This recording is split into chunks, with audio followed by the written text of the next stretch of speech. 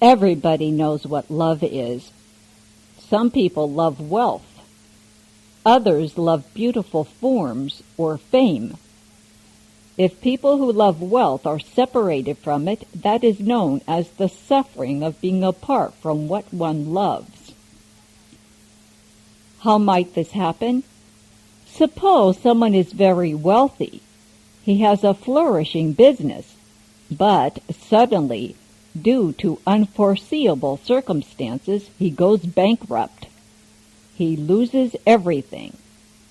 That's a case of being apart from what one loves. In his case, he loved money. He didn't ever want to be separated from money, and then suddenly he's penniless. Next, let's consider someone who loves beautiful forms. Men love the looks of women. Women love the looks of men. Between them there's a mutual love. But if in their former lives the causes and effects were not planted correctly, then the love will not last. Something will happen and they'll have to part with each other. That's the kind of suffering that occurs between men and women when they must be apart from those they love. Then there are those who love fame. Some people say that fame is one's second life. But sometimes your reputation gets ruined. You lose your fame. Basically, if you wanted to be well known but then did something wrong and ruined your own reputation, that's a case of being apart from what you love. Fame. But then you say, well, there might be a couple who doesn't separate, and so they don't have to undergo the suffering of being apart from those they love. But they might have a child who is both handsome and intelligent, and all of a sudden, unexpectedly, he dies. That's extremely hard to bear. Or suppose you are a person who is especially filial towards your parents, and then your parents die. That's another example of being apart from those you love. Or maybe you have an excellent relationship with your spouse, and then suddenly he or she dies unexpectedly. That's also an example of being apart from those you love. The same thing applies to brothers, sisters, friends. In each case, the suffering of being apart from those you love can arise. Once you have experienced this kind of suffering, you should no longer be attached to love. You shouldn't direct all your love towards one person. Instead, develop a kind regard for all living beings. Practice the Bodhisattva path and save everybody. Don't only think of yourself. Think of all living beings instead. Rescue and protect everybody. Then you will not experience the suffering of being apart from those you love. Some people are masochists. They like to suffer. If there's no suffering, they look for it. For instance, a man gets married and then he starts worrying from morning to night that his wife will find a lover. Basically, there wasn't any suffering to begin with, but he created it. And if a woman marries a particularly handsome man, she may have the same concern, or create it. She never thinks about anything else but how her handsome husband is going to get a girlfriend. Wouldn't you say that's stupid? Some people direct their love not at other people, but at their pets. In fact, there are people who love their cats or dogs more than life itself. When the dog dies or the cat gets lost, they feel as if they had lost their very life. That's another example of being apart from those one loves. The sixth kind of suffering is that of being together with those one hates. Of course, some people overreact and think, well, since love entails so much suffering, I'm not going to love anybody. I'll hate everybody. So you detest everyone and you don't love anything, including material objects. You feel that since love is so much suffering, you don't want to love. But not loving also has its suffering. That's the suffering of being together with those you hate. Maybe you find yourself in a circumstance in which you don't like where you are, or you don't like the people who are around you, and so you move. But then, who would have guessed that when you get to the new place, the people are all the same sort as in the place you just left, and things are just as despicable. In fact, it's even worse. In general, the things that you most wish to avoid and the things you detest the most are the very things that come around. It's strange how this happens. For instance, if you're afraid of cats, then from morning to night there are cats hanging around. Suppose you hate dogs with a passion, and everywhere you go you have dogs trailing you. Or you hate women, but all day there are women wanting to see you. They chase after you and you get totally fed up. So you move. But at your new place, there's another group of women just like them. Well, how does this suffering arise? It comes from your own nature. Because your intrinsic nature doesn't have any samadhi, you find fault with whatever you see. Say you're in one place where you can't get along with any of your neighbors, so you move someplace else, and you still can't get along with any of your new neighbors. Then, that's not a question of the neighbors, it's probably a question of your lack of ability to get along. You just don't have any affinities with anyone, so nobody likes you. You can see that the more you're attached to something, the more likely you'll be separated from it. By the same token, the more you hate and wish to avoid something, the more you're going to get involved with it. These two, the suffering of love and the suffering of hate, come about because you don't truly understand the middle way. As soon as you go to an extreme, either of too much or of too little, you're going to suffer. If you could hold to the middle way, you wouldn't suffer. The seventh kind of suffering is that of not getting whatever one seeks. Some people work hard, hoping to make a fortune, but they remain poor to the end of their lives. Some people spend their whole lives seeking for an official position, but in the end, they never make it.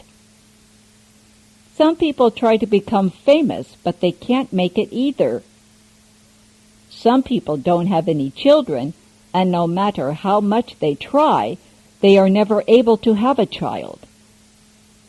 That's another example of not getting what one seeks. In general, people spend their whole lives trying to get this or trying to get that, but in the end, they don't get what they want. Some people would like to get a PhD, but it's not their destiny to be students, because from of old they haven't planted those kinds of causes. For example, there was Yao Liang Hao, who became top scholar in China when he was 82. But not long after he got the honor, he died. If you get something and then can't enjoy it, that's just another version of the suffering connected with not getting what you seek. Then, there's the suffering of the raging blaze of the five skandhas. Form, feeling, thought, formation, and consciousness.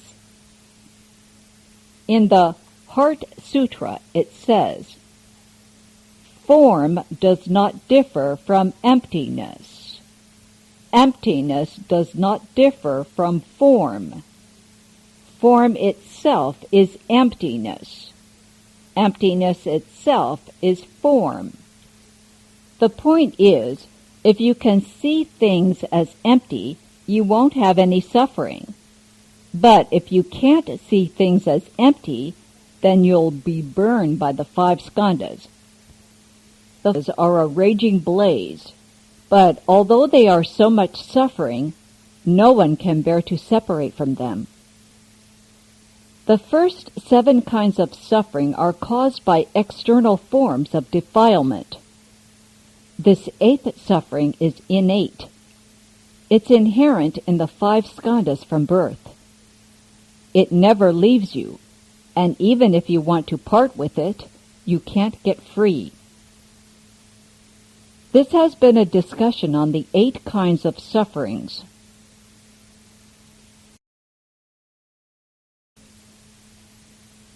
Sutra.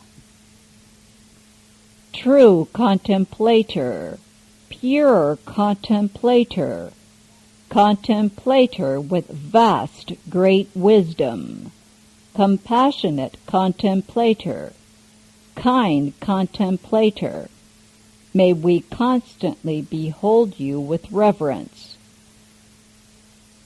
Commentary. True contemplator, pure contemplator. True contemplation is the contemplation of true emptiness. True emptiness is no self, no others, no living beings, and no lifespan. There's no appearance of self, no appearance of others, no appearance of living beings, and no appearance of a lifespan. However, no appearance is not apart from appearance. This just means that right within the appearance itself, there's no appearance. Within the appearance of self, there's no appearance of self. Within the appearance of others, there's no appearance of others. Within the appearance of living beings, there's no appearance of living beings.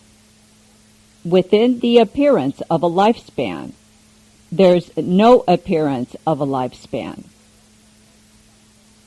There is a saying that goes, "The eyes see form, but inside there is nothing. The ears hear defiling sounds, but the mind does not know." It's perfectly clear that shape and form exist, and your eyes see them. So why do we say that inside there's nothing? It's because there is no attachment. The contemplation of true emptiness can be likened to a great perfect mirror. When things appear before a great and perfect mirror, they are reflected in it. When they leave, no trace is left. This is the contemplation of true emptiness practiced by Guanyin Bodhisattva. Pure contemplation is the contemplation of purity. Purity is the opposite of defilement. What is defilement? Anything you're attached to is a defiled thing. Anything that you have fond regard for is a defiled thing. Anything that you are greedy for is a defiled thing. Within the contemplation of purity, there is no greed, hatred, or stupidity. Take giving, for example. When most people give, they first have to think about it. This person is related to me as a friend, a relative, or neighbor, so I'll help him out by giving him something. You first figure it all out and decide to give only to the people who are closest to you. and you pay no regard to those with whom you are unfamiliar. This is called taking care of one's relatives first, without having concern for any others. Paying attention to those who are close and ignore those who are distant. In other words, you make distinctions. You are attached to appearances, and so your regard is not pure. But Guanyin Bodhisattva doesn't make distinctions between himself and others. He doesn't distinguish between relatives and those who aren't related to him, or between those who are close and those who are distant. He simply gives.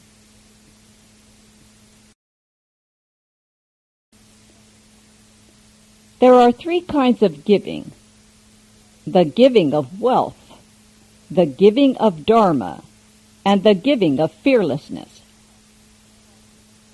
Of wealth, there are two kinds: inner wealth and outer wealth. It would probably be difficult for most people to figure out what it meant by inner wealth, but most people would be able to figure out what is meant by outer wealth. Inner wealth refers to those things inside your body, and outer wealth refers to things outside your body. The giving of outer wealth refers to giving up of one's country, city, wife, or children. This whole town belongs to me. I own it all, but I'll give it away.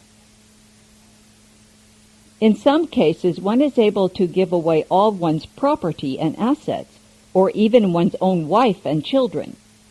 That's really putting everything down. That's true giving.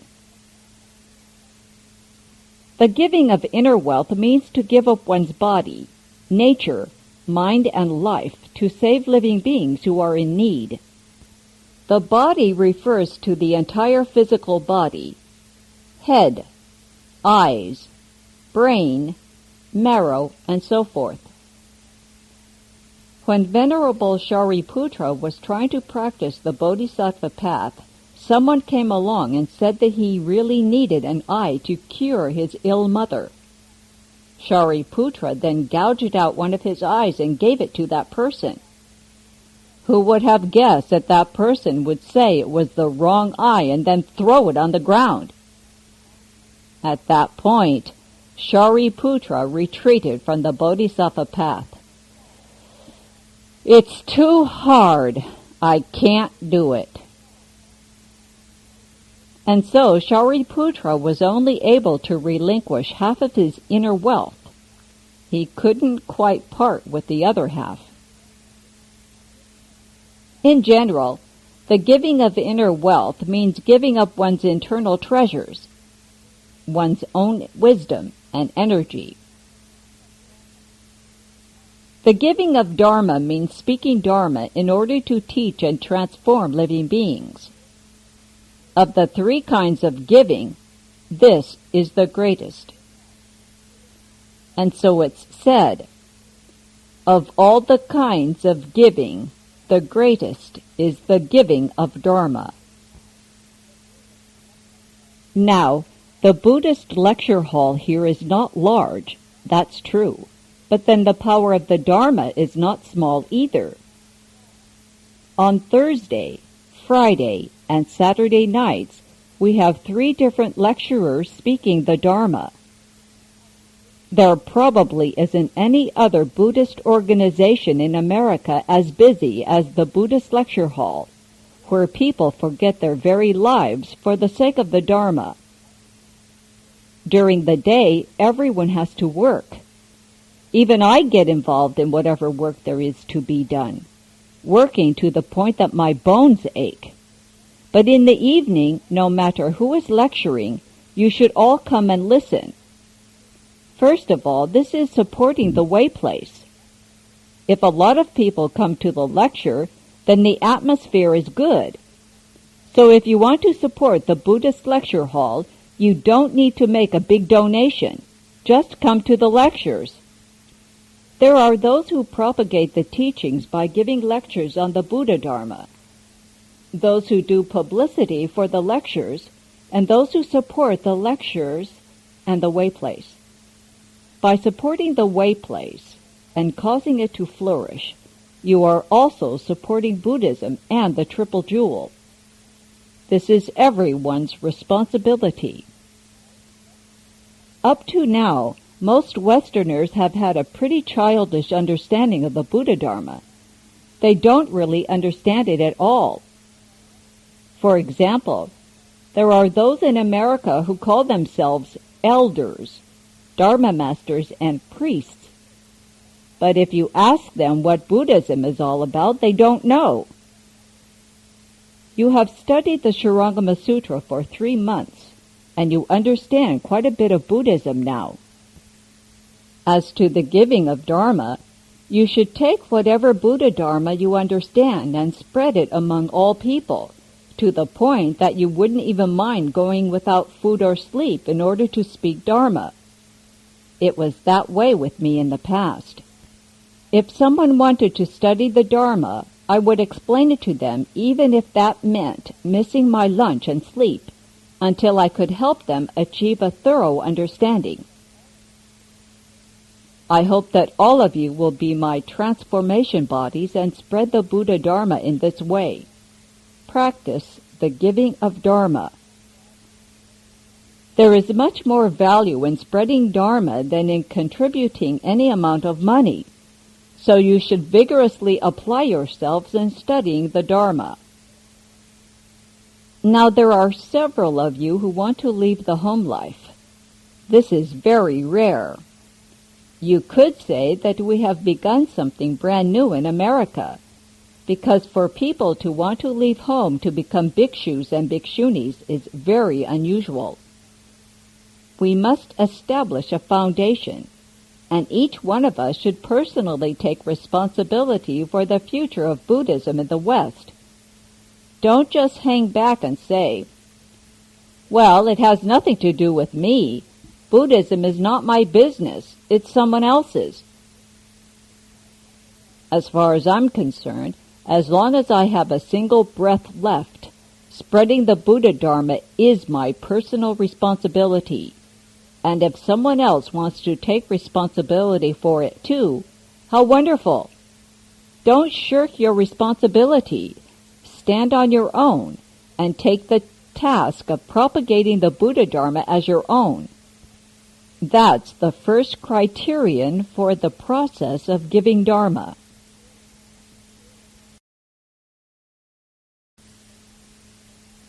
The giving of fearlessness is the last one of the 3 kinds of giving.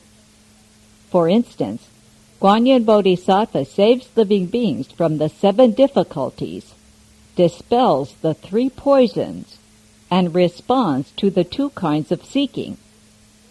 That's an example of the giving of fearlessness. When people are in a terrifying situation and their very lives are at stake, if you appear in a fearless body to rescue them, then you are practicing the giving of fearlessness. What does appearing in a fearless body mean? Well, suppose someone gets caught in a fire and is about to be burned to death. He's lost his sense of direction and can't find his way out. And at that time, without any regard for your own physical well-being, you rush right into the blaze and pull him out. That's an extremely difficult thing to be able to do. That's an example of renouncing your own life in order to save the life of another. And that's an example of the giving of fearlessness. Or perhaps someone falls into the sea and is just about to drown. And when you see this happening, you are able to make a split-second decision without any regard for your own physical safety, and immediately jump into the sea in order to save that person's life. That's also the giving of fearlessness. And you can extend this attitude to where you might find yourself in the midst of fighting armies, and someone gets wounded in the front line, perhaps by gunfire, or by being hit by a shell, and he's right at the battlefront with his life hanging in the balance. If you can, with total disregard for your own safety, without even thinking about whether or not you'll live through it, go into the most dangerous spot imaginable in order to save that person's life, that's also called the giving of fearlessness. Or perhaps someone is persecuted by the government, or is involved in some kind of difficulty or circumstance where he is just about to be killed. If you can use any number of good and clever expedient means in order to save that person without any regard for the dangers involved, that's called the practice of giving fearlessness. In general, this means that whenever a person finds himself in a dangerous situation and you use courage, compassion, and heroic vigor to go in absolutely unafraid in order to save him, that's the giving of fearlessness. You can also practice the giving of fearlessness in an indirect way, like the Bodhisattva guardian of the earth.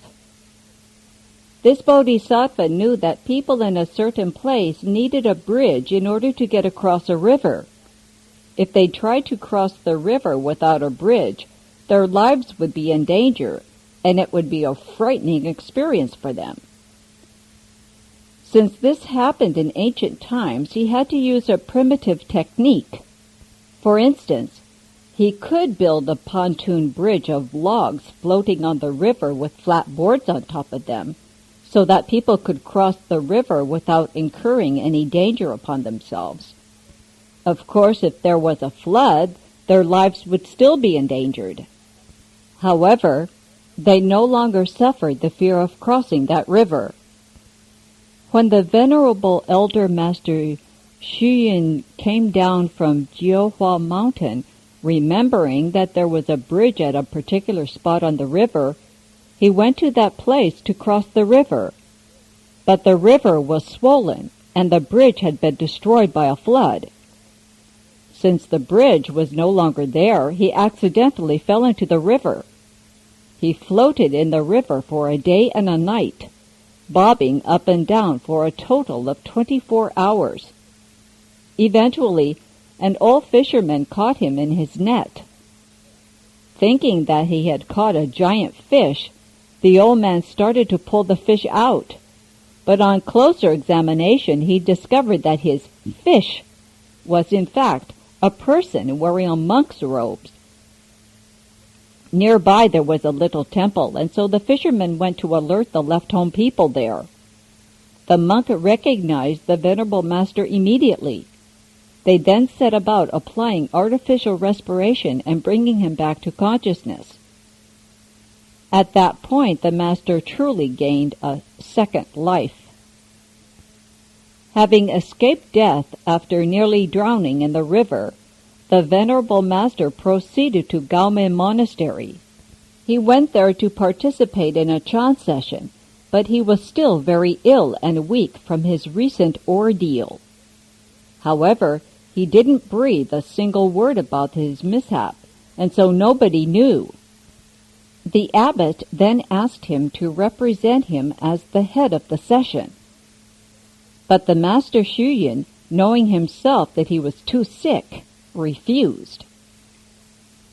Now, refusing to accept an appointment by the abbot was considered a breach of monastic discipline, and for this, the master was beaten with the incense board. Still, he never said a word.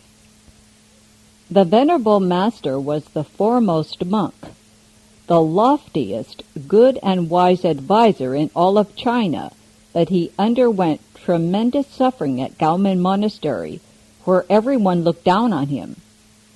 "He's just a burden to us," they said, "totally useless." Now, back to the Bodhisattva guardian of the earth. He fixed the roads and bridges. When Elder Master Xu went to Yunnan province, he met a monk who spent all his time fixing the roads, and this monk didn't speak. That indeed was a transformation body of guardian of the earth bodhisattva. This bodhisattva spent all of his time guarding the earth. If there were rocks or rubble on the roads, he would remove them to one side so that people wouldn't step on them and hurt their feet. He kept the roads in good repair. Who paid him for all his hard labor? Nobody. Now, wasn't he stupid? Wasn't he just working in vain? Well, his working in vain enabled him to become the bodhisattva guardian of the earth. He cultivated to the point that he was irreversible in position, irreversible in thought, and irreversible in practice. He obtained these three kinds of irreversibility, the state of non-retreat. If we were to discuss the giving of fearlessness, we could go on, because the topic is very vast. In general, any time another person is afraid, you should practice this kind of giving. Suppose a person hasn't eaten in a few days and is on the brink of starving to death, so that he feels he may have to steal, even though he knows that's against the law. And then, when this person is really down and out, you see him. You see that he's sallow and so thin that he can hardly walk, and you ask him, "What's wrong with you? Are you sick?" And the person answers, "I haven't eaten for days." And you say, "Well, why don't you come home with me and have a meal?" Don't be like the people of Tianjin who ask you if you've eaten. A common way of greeting someone in China. And when you say you haven't, they say, "Well, let's go home and eat." It isn't clear whether they are asking you to go to their home or to your own home. So, even if you were positively starving, you wouldn't dare assume that they were inviting you to their home, so you say, "Okay, I'll go to my own home and eat." If you provide food to the starving, clothing to those who are cold, and shelter for those who are homeless, you are practicing the giving of fearlessness. On the other hand, people shouldn't rely on others to provide for them day after day. There is a saying, "You can give a person a meal, but you can't feed him forever." Every able-bodied person should work to support himself. You shouldn't think, "When it's time for lunch, I'll just go find someone who cultivates the Bodhisattva path and ask him to practice giving." If you're really going through hard times and have nothing to eat, then it's okay, but you shouldn't make it a regular practice. As long as you have the strength, you should stand on your own 2 feet and make a contribution to the world. Don't just live off the world's resources. Helping the world means benefiting others, not hoping that others will benefit you. Be self-reliant. Don't depend on other people.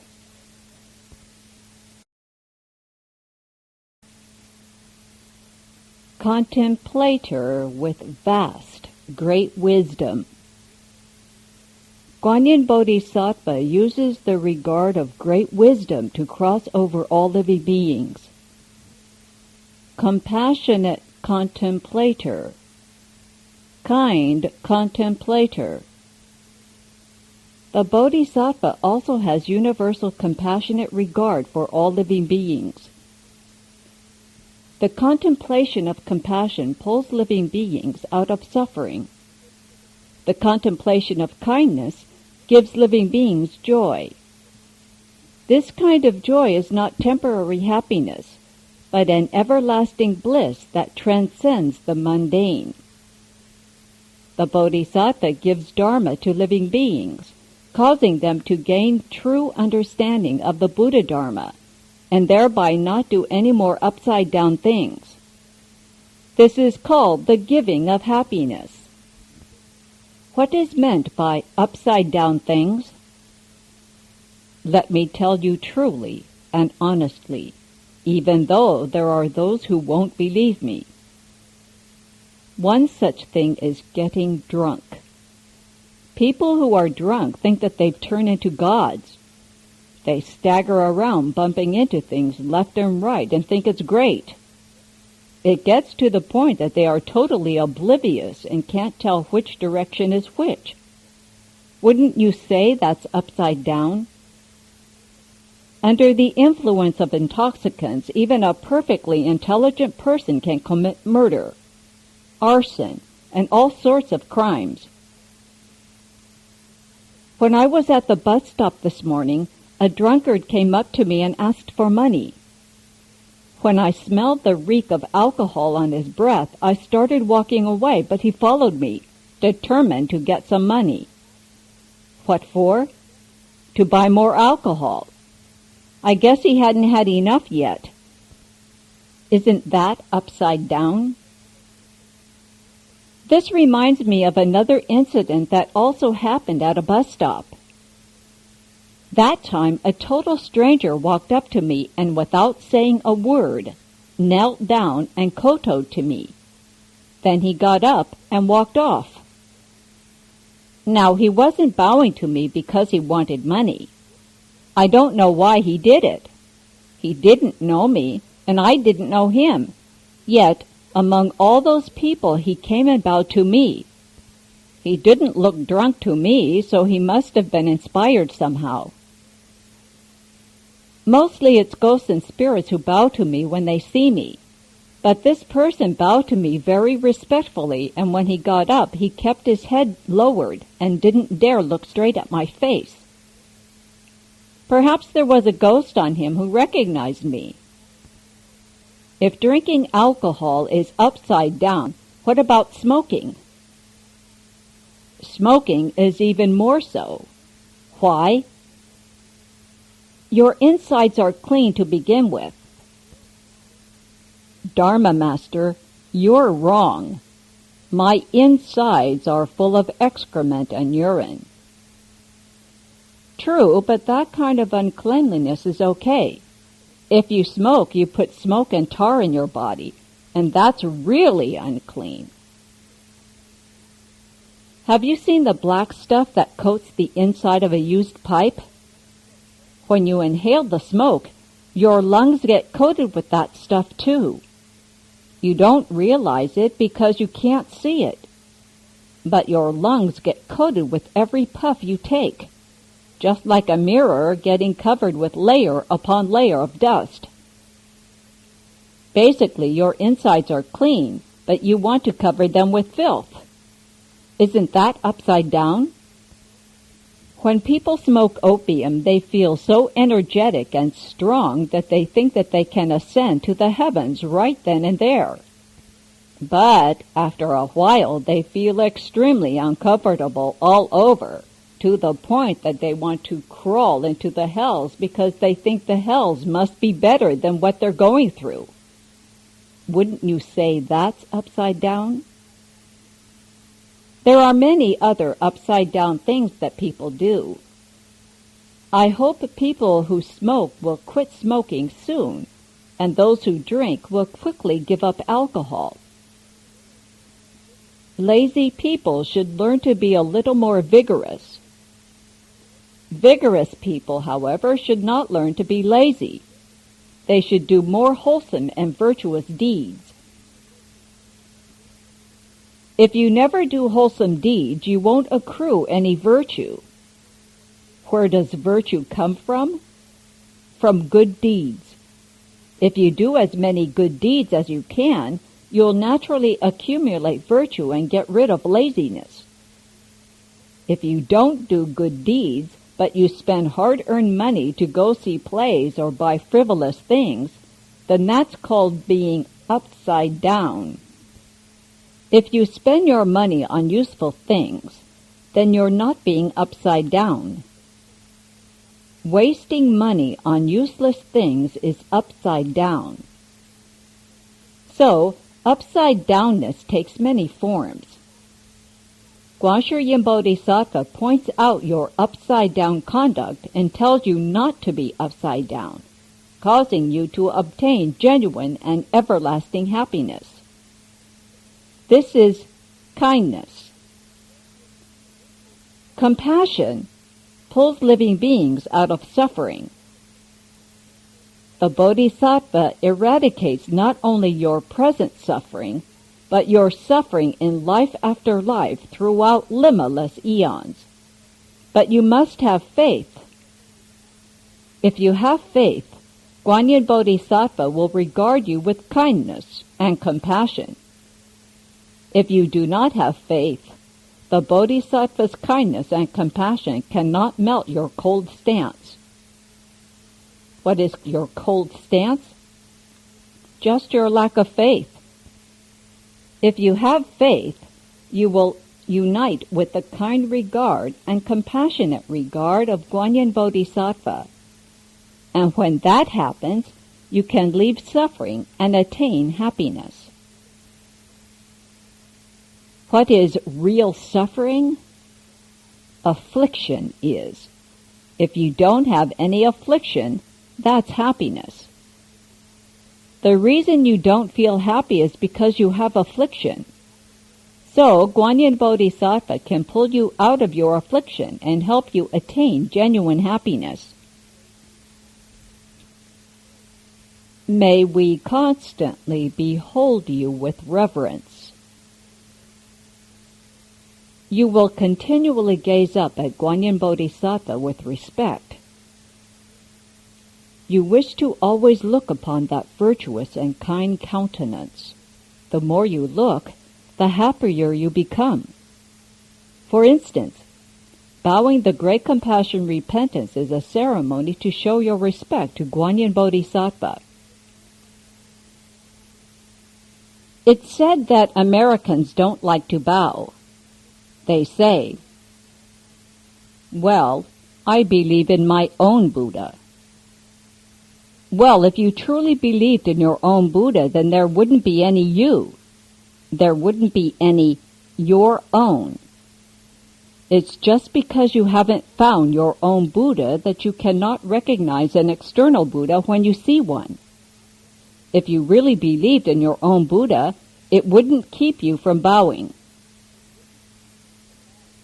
Bowing, that is, kowtowing, a full bow to the floor, represents the most respectful of gestures. In Buddhism, this is a kind of formal courtesy. If you can't even perform this kind of courtesy, how can you call yourself someone who believes in the Buddha? There's a certain doctor who commanded respect from many people, but he himself told everyone not to bow to the Buddha. When others bowed to the Buddha, he would stand there like a wooden stick. That's because he hadn't really broken through the mark of his ego. People refuse to bow to the Buddha because of arrogance. Me? Why should I bow to the Buddha? If you are self-satisfied and proud to the point that you can't even bow, then how in the world do you expect to be able to study Buddhism?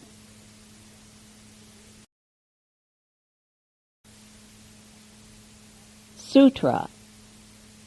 Undefiled pure light, the sun of wisdom that breaks through the darkness, is able to quell calamities of wind and fire as it shines on all worlds. Commentary. These 4 lines of text are ineffably wonderful. They can cure eye sicknesses. If you have problems with your eyes and you constantly recite this 4-line verse, your eye disease will be cured. However, although your eye disease may be cured, you still have to go ahead and bring forth wisdom in order to be totally cured. If you don't have wisdom, then even though you may temporarily get better, your illness could crop up again in the future.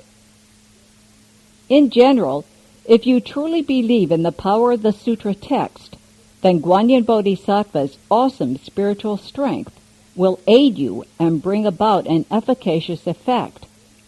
But if you don't believe, nothing special will happen. There won't be any effect. That's why it said, the Buddha Dharma is like a great sea, but only through faith can you enter.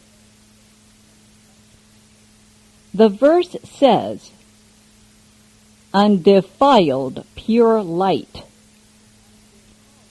Defilement refers to dust, dirt, and unclean things. Being without any defilement means that you don't have any random thinking. For every random thought that you strike up, you add another layer of dust upon your original pure nature. The more polluted thinking you have, the dustier it gets. Therefore, you need to understand the mind and see the nature. That's what people who investigate Chan aim to do. To understand the mind is to be undefiled. To see your nature is to see the pure light mentioned here. Your original mind is your permanently dwelling true mind, the treasury of the thus come one. Understanding your mind and seeing your nature simply means understanding your inherent treasury of the thus come one. The sun of wisdom that breaks through the darkness. The wisdom sun means that wisdom is like the sun. The kind of darkness referred to here is a lack of faith, a lack of wisdom, a lack of vows, and a lack of resolve to truly practice. Darkness also refers to not studying or upholding the precepts, not cultivating the power of samadhi, and not developing the power of wisdom. If you don't study precepts, samadhi, and wisdom, you're walking a dark path. If you do cultivate according to precepts, samadhi, and wisdom, then you're walking on a bright path. We can also explain it in this way. Your desire to listen to the Buddha Dharma is the light. But someone might think, I've listened for so many days and it doesn't really have much meaning. The Dharma Master has been sitting up there on that platform talking and talking about the same old thing. I've heard it over and over. He says that people should get rid of greed, hatred, and stupidity, and should cultivate precepts, samadhi, and wisdom. I'm tired of listening. Some of you feel tired of listening? That's darkness. However, there are those of you who don't grow weary of listening. The more you hear, the more you want to listen, even to the point that you just listen to the sound of the Dharma Master's voice and the subtle and incredible doctrines of the Sutra. And when you finish listening, it's as if the Dharma Master were still speaking in your ear. From morning till night, I can hear the voice of the Dharma Master beside my ear speaking Dharma to me. That's the light. Right now, I suddenly remembered something that happened to me in Hong Kong. A certain laywoman came to see me, and after she saw me, what do you think happened? In everything she did, whether it was walking, standing, sitting or lying down, she always saw me. What do you suppose she thought? She thought, "Oh, that Dharma master is a demon. Otherwise, why would I see him all the time?" Here she was, able to hear a Dharma master speaking Dharma at all times, and she thought he was a demon. I suppose that if she saw a demon, she would have thought it was a Buddha. So she started slandering me and even wanted to strike me. Within a month, she contracted cancer and died. Basically, I wanted to save her, but she thought I was a demon.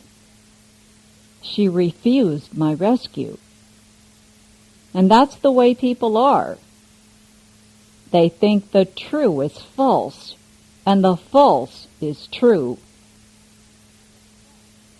Guanyin Bodhisattva uses the contemplation of true emptiness to break through the delusions of views and thought. The delusions of views are defined as giving rise to greed when faced with a state. You get caught up with something that appears before you and then give rise to greed and attachment. The delusions of thought are defined as giving rise to discrimination because one is confused about principle. By means of the contemplation of true emptiness, Guanyin Bodhisattva breaks through the darkness of the delusions of views and thought. He brings forth the virtue of prajna. When Guanyin Bodhisattva cultivates the contemplation of purity, he breaks through the darkness of delusions like dust and sand, and is certified to the virtue of liberation. When Guanyin Bodhisattva cultivates the contemplation of wisdom, he breaks through the darkness of the delusions of ignorance, thus attaining the virtue of the Dharma body. When one is certified to the secret treasury of the three virtues, then prajna, liberation, and the Dharma body will come about. One has to cultivate the three contemplations: the contemplation of true emptiness, the contemplation of purity, and the contemplation of wisdom, to be certified to the three virtues, and to cut off the delusions of views and thought, the delusions like dust and sand, and the delusions of ignorance. That's what's meant by the sun of wisdom that breaks through all darkness. The wisdom here refers to these contemplations. The contemplations themselves are wisdom.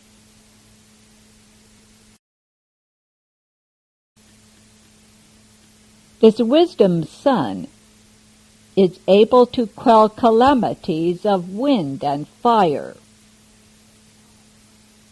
Calamities here refers to the three calamities of water, fire, and wind. Water floods the first dhyana. Fire burns through the second dhyana. Wind destroys the third dhyana. At the end of the kalpa, eon, the first of the three calamities appears. The heavens of the first dhyana are flooded by water. One doesn't know where this water comes from, whether it comes from the stars, moon, heavenly rivers, or earth, but it rises up in massive waves, and not only does it drown humankind, it also drowns the gods of the first dhyana heavens. Therefore, when the calamity of water hits, almost everything is destroyed. Somehow a few people remain and the population starts to multiply again. Eventually, the earth gets overpopulated. People's offenses are redoubled and things get very complicated. Then, the second calamity, that of fire, hits. This Kalpic fire burns clear through the second dhyana heavens. The gods in these heavens are burned by this fire. Why is it that fire can reach the second dhyana? It's because the gods in these heavens still have the fire affliction, whereas the gods in the first dhyana heavens still have the water affliction. The fire inside their intrinsic nature catches with the fire in the world, bringing about a huge conflagration. At that time, 7 suns appear in the sky. The mountains, rivers, and the great earth all turn into burning coals, and people are charred to a crisp. Even the seas are all burned dry. The seas turn into dry land, and the lands become huge mountains. Then the high mountains become great seas. Many strange events occur between heaven and earth. After the disaster of fire, a very long time passes, and those people who are left in the world propagate the species until once again the world becomes overpopulated. Then the third disaster, that of wind, hits. Wind destroys the third dhyana. Not only does the wind rip through people's houses and buildings, but the mountains, rivers, and earth are all ripped to bits. In fact, the wind reaches up to the gods of the third dhyana heavens. Even the gods cannot avoid this disaster. So there's a verse that goes, "In the 6 desire heavens there are the 5 signs of decay. The third dhyana has the disaster of wind. Even if you cultivate clear to the heaven of neither perception nor non-perception, it is not as good as going to the western land and coming back again." Before I go on, I'll explain what the 5 signs of decay are, because although some people have heard them, there are still others who haven't. If you've heard them, it won't hurt to review them. If you haven't, then listen closely. The 5 marks of decay of the gods. 1. The flower garlands that adorn their heads wilt. The flowers that adorn the heads of the gods are not like the flowers grown in the human realm. These flowers grow quite naturally right on the heads of the gods. It's a natural adornment for them. But when the 5 signs of decay appear, the flowers wilt. Before these signs appear, the flowers are always fresh. So when your flowers start to wilt, then you know you've just about had it. 2. Their clothes get dirty. The clothes of the gods are not like that of people. We have to wash our clothes once or twice a week because we know that if we don't wash them, they'll be dirty. The clothes of the gods never get dirty because there isn't anything to soil them in the heavens. But when the 5 signs of decay appear, their clothes get soiled. So when you're up there and you see that your clothes get dirty, you know that you don't have long. This is similar to when people are about to die, even before they stop breathing. Various places on their bodies will start to grow worms.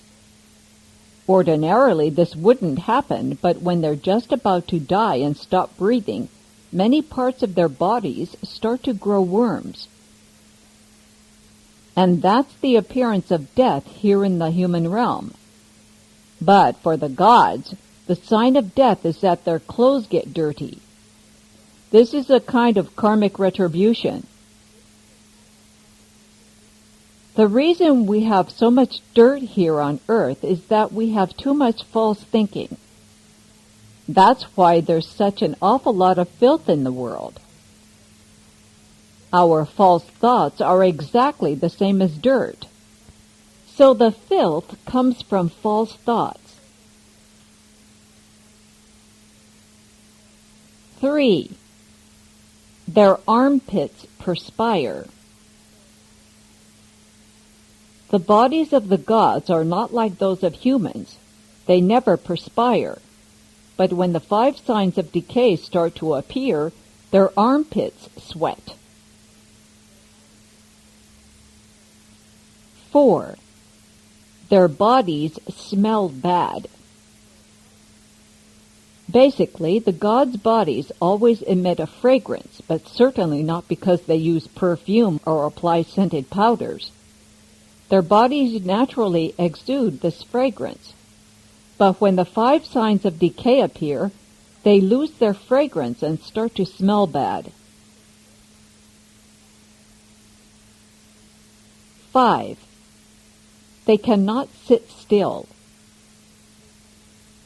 Basically, the gods are really comfortable.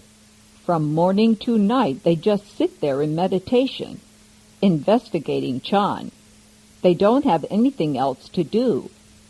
But when the 5 signs of decay appear, they can no longer sit still. They sit for a while and then jump up. But once they stand up, they want to sit down again.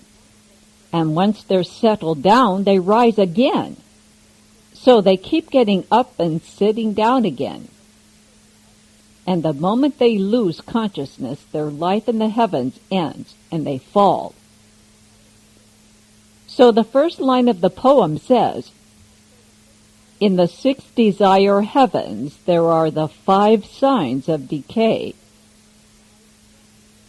But then, in the first dhyana, there's the disaster of water. In the second dhyana, there's the disaster of fire. And the third dhyana has the disaster of wind. That's because the gods of the third dhyana heaven still have the wind of affliction within their nature. When a hurricane or tornado occurs in the worldly realm, it connects with the wind in their nature, and so they are destroyed by the disaster of wind.